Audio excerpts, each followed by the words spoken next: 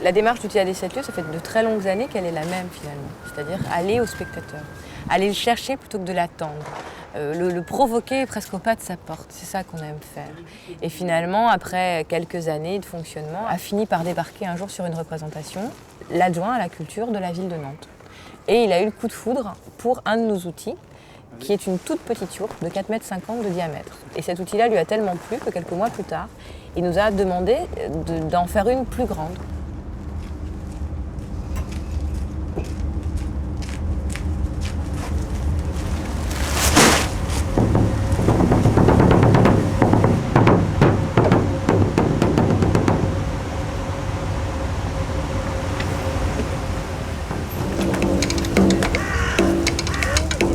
Dormir, hein. C'est pas le but, hein. Bonjour.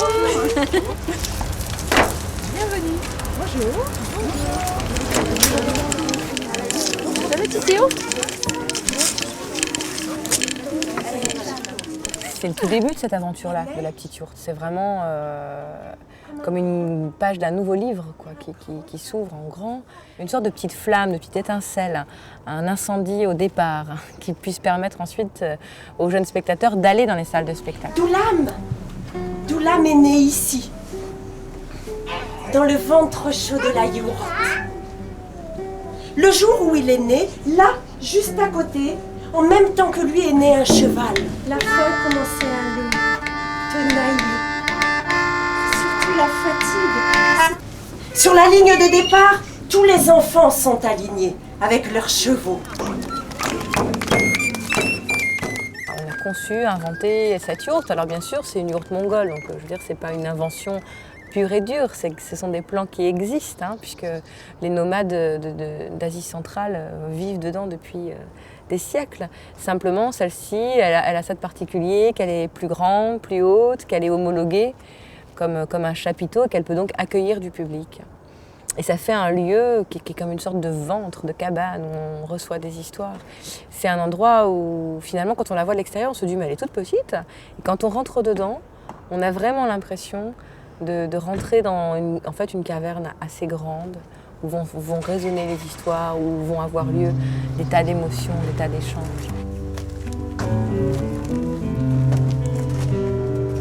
On dit ça entre nous, avec Maud et avec Sam, c'est que c'est une accoucheuse, la yourte. C'est une accoucheuse parce qu'il se trouve que Maud, qui fait la programmation dans la petite yourte, elle a convié beaucoup d'artistes à créer pour la petite yourte.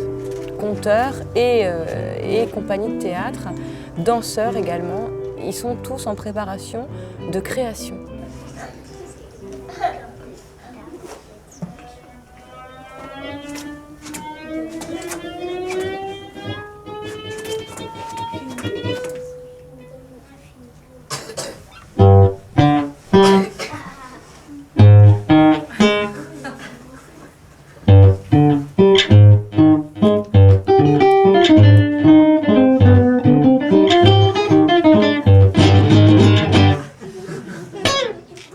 Yourte, à mon avis, ça doit être un mot anglais, ça, non?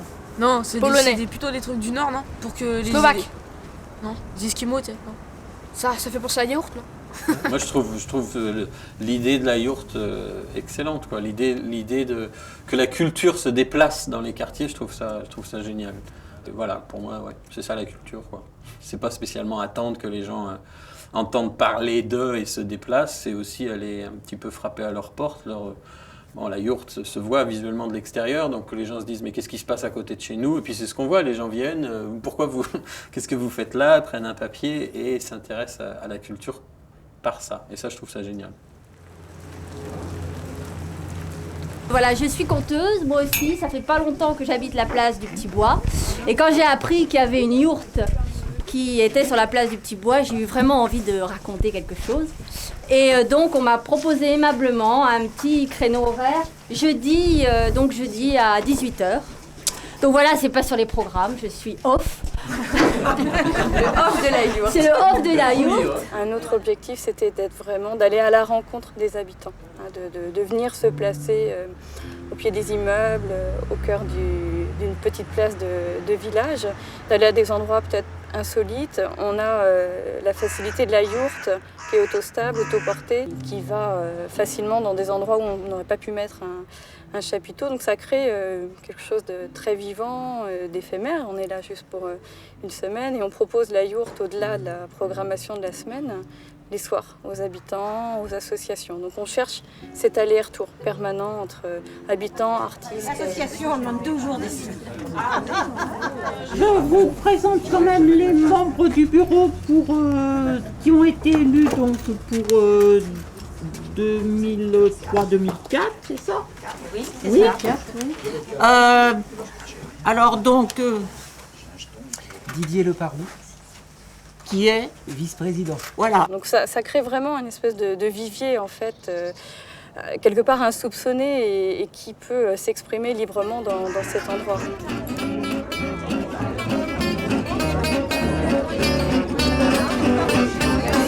Et bienvenue au club. Je pense vraiment que la yourte quelque part, elle appartient vraiment aux habitants et à ceux qui viennent s'y exprimer ou écouter les choses. C'est un véritable lieu de créativité, d'expression, de liberté, j'espère. Je vais faire une omelette toute bleue. Et elle le met dans son cartable.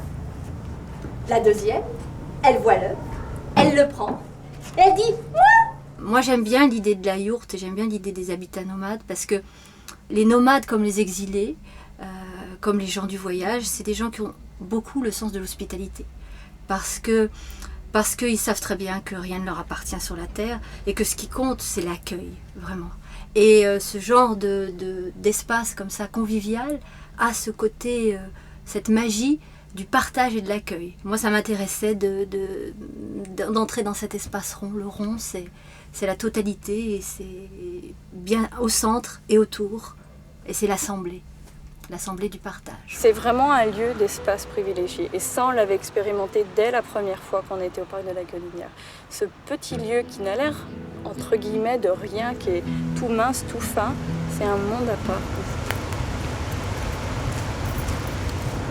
Une semaine à la yourte, en fait, c'est du 24-24, quoi. C'est-à-dire que je dors, je mange, je m'occupe de garder la yourte.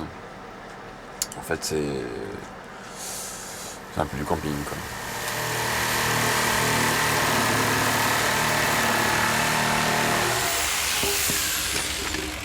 J'accueille donc les compagnies à l'intérieur et je fais en sorte que tout se passe bien, que tout le monde ait la lumière, du son. Ça réchauffe. Ça va, je vais dans un yourte, c'est pas trop. Ah, c'est dérangeant. extraordinaire. Ah, je trouve ça fabuleux. Franchement, hein, je trouve ça extra. Tu vois. Je trouve ça vraiment. Ah, bah non, bah sinon, j'étais venue voir hein, quand même. Je suis pas obligée d'accepter. Hein. J'étais venue voir d'abord parce que je peux me faire de mal. Non, c'est extraordinaire. Ça m'a même donné envie d'en acheter une. Nous habitons dans la petite yourte et aussi le petit bois. Mais ça, c'est seulement de temps en temps. C'est ça, c'est seulement pour une fois. Oui. Nous sommes les sœurs jumelles. Nous habitons dans la petite yourte et place du petit bois. Mais ça, c'est seulement pour une fois. Bonjour.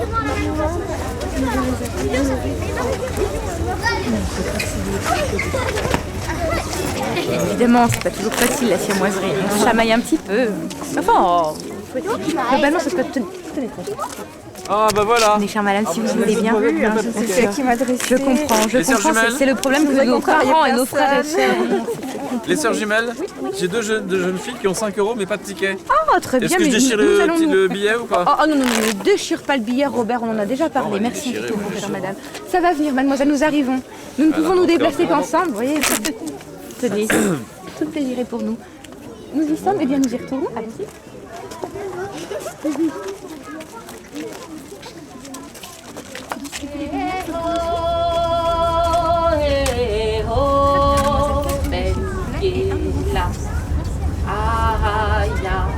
Qui est-ce qui l'appelle?